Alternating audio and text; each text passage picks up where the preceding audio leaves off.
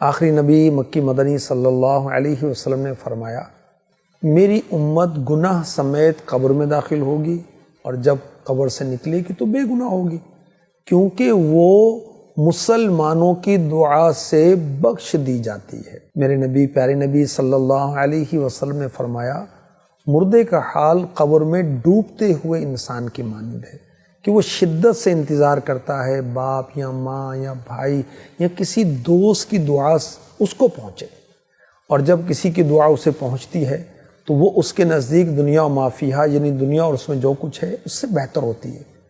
اللہ پاک قبر والوں کو ان کے زندہ متعلقین کی طرف سے ہدیہ یعنی گفٹ کیا ہوا ثواب پہاڑوں کی مانند عطا فرماتا ہے۔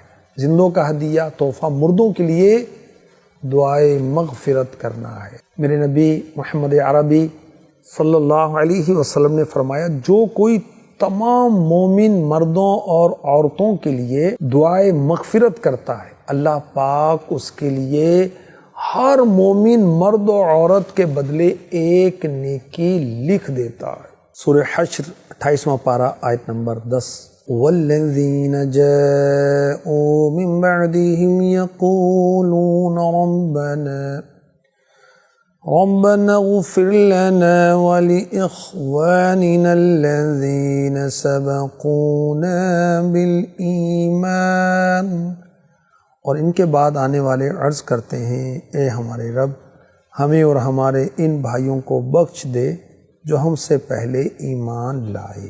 اس آیت سے 3 باتیں معلوم ہوئی۔ نمبر 1، ہر مسلمان کو چاہیے صرف اپنے لیے دعا نہ کرے بلکہ اپنے بزرگوں کے لیے بھی دعا کرے۔ نمبر 2، بزرگان دین بالخصوص صحابہ و اہل بیت کے عرس، ختم، نیاز، فاتحہ اعلیٰ چیزیں ہیں، ان میں ان بزرگوں کے لیے دعا ہے۔ نمبر 3، مومن کی پہچان ہے کہ صحابہ اہل بیت سے اچھی عقیدت رکھے، ان کے لیے دعائے مغفرت کرے۔ جو ہمارا عزیز فوت ہو جائے اس کو ایصال ثواب کرنے کا ایک طریقہ یہ ہے کہ اس کا قرضہ ادا کرے۔ جی ہاں، حضرت سعد بن اطول رضی اللہ تعالی عنہ روایت کرتے ہیں، ان کے بھائی کا انتقال ہوا اور انہوں نے 300 درہم اور چھوٹے چھوٹے بچے اپنے پیچھے چھوڑے۔ یہ صحابی رسول کہتے ہیں کہ میں نے چاہا ان دراہم کو یعنی ان چاندی کے سکوں کو ان کے بچوں پر خرچ کروں، مگر نبی مکرم صلی اللہ علیہ وسلم نے فرمایا، تمہارا بھائی اپنے قرض کی وجہ سے محبوس ہے، اس واسطے اس کا قرض ادا کرو۔ چنانچہ میں نے جا کر ان کا قرض ادا کر دیا۔ پھر آ کر مکہ مدینے کے تاجور صلی اللہ علیہ وسلم سے عرض کی، یا رسول اللہ صلی اللہ علیہ وسلم، میں نے ان کا قرض ادا کر دیا ہے، صرف 2 دینار باقی ہیں جن کا ایک عورت دعویٰ کر رہی ہے اور اس کے پاس کوئی گواہ نہیں ہے، کوئی ثبوت نہیں ہے۔ فرمایا انہیں بھی ادا کر دو کیونکہ وہ سچ کہہ رہی ہے۔ میت کے لیے دعا کرنا یہ بھی ایصال ثواب کی ایک صورت ہے۔ اس کی تدفین سے قبر میں دفن کرنے کے بعد میت کی قبر پر کھڑے ہو کر اس کے لیے دعا کرنی چاہیے۔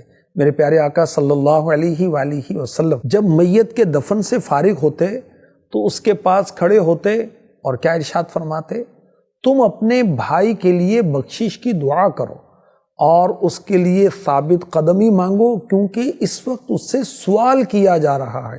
نبی پاک صلی اللہ علیہ وسلم نے فرمایا، مسلمان کی اس کے بھائی کے لیے اس کے پیٹھ پیچھے کی دعا قبول کی جاتی ہے، اور اس کے سر کے پاس ایک فرشتہ مقرر ہوتا ہے جو جب یہ اپنے بھائی کے لیے خیر کی دعا کرتا ہے تو کہتا ہے آمین، تیرے لیے بھی اس کے مثل ہو۔ مسلمانوں کی دعائیں مردوں کو پہنچتی ہیں۔ اولاد اپنے ماں باپ کے لیے دعا کرے، یہ بھی ایصال ثواب کا طریقہ ہے۔ میرے نبی صلی اللہ علیہ وسلم نے فرمایا کہ انسان انتقال کرتا ہے، اعمال کا سلسلہ ختم ہو جاتا ہے، مگر 3 چیزوں کا اجر و ثواب مرنے کے بعد بھی ملتا ہے۔ صدقہ جاریہ، ایسا علم جس سے فائدہ اٹھایا جائے۔ نمبر 3، نیک اولاد جو اس کے لیے دعا کرے۔ میت کی جانب سے، مرنے والے کی جانب سے صدقہ جاریہ کرنا یہ بھی ایک طریقہ ہے۔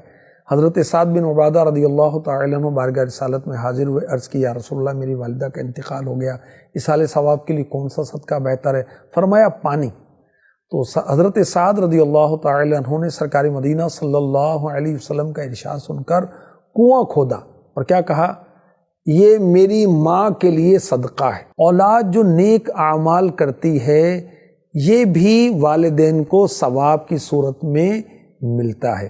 اللہ کے رسول صلی اللہ علیہ وآلہ وسلم کا ارشاد ہے، جس نے ہدایت کی جانب دعوت دی اسے بھی اس کی اتباع کرنے والوں کے مثل اجر ملے گا، اور اس کی وجہ سے ان کے ثواب میں کوئی کمی نہیں ہوگی۔ مرنے والے کی طرف سے حج کیا جائے یہ بھی مفید اور اجر و ثواب کا باعث ہے۔